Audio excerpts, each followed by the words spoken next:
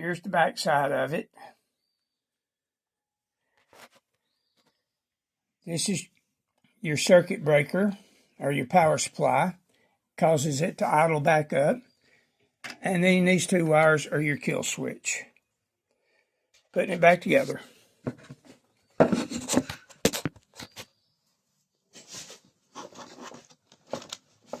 I first took up the 110 volt outlet wires from the generator. Now I'm going to hook up the wires to the kill switch. Make sure your studs are there and your gasket's in place. And you have the choke in place. Then the metal plate, put it on. Finger tight a nut on it.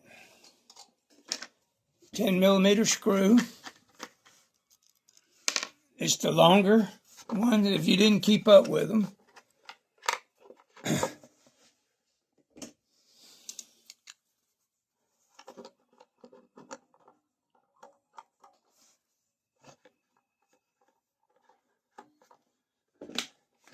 Alright.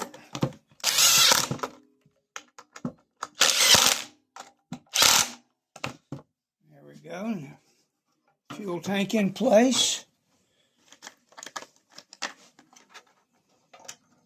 4 10mm bolts.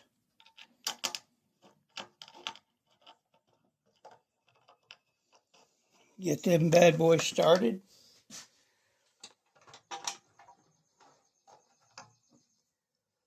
This is a 63cc engine. Little bitty rascal.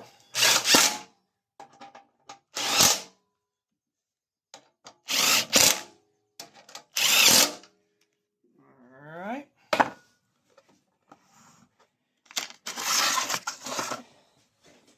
We'll go ahead and install the breather.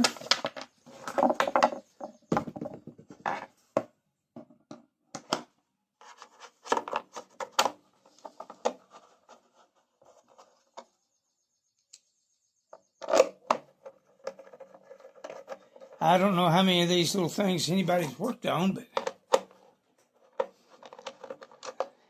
you do have to remember to, it has two little notches that the other side of this breather has to slide into. And I didn't do it, so here they are. They slide in right there.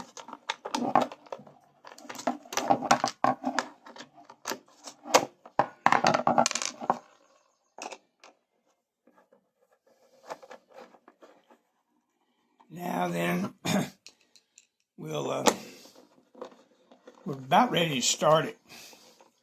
All right, turning my fuel on.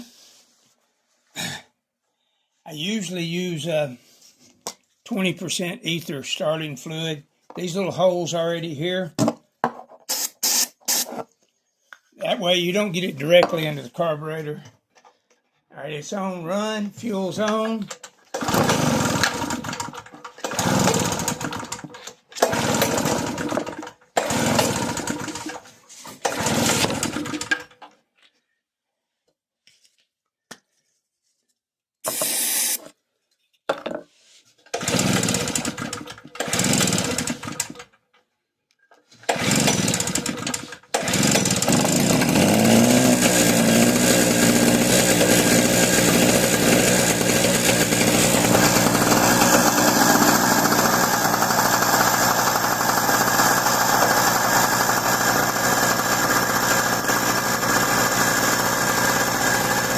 Turn the choke off. Plug it in a Harbor Freight drill. 7.5 amps.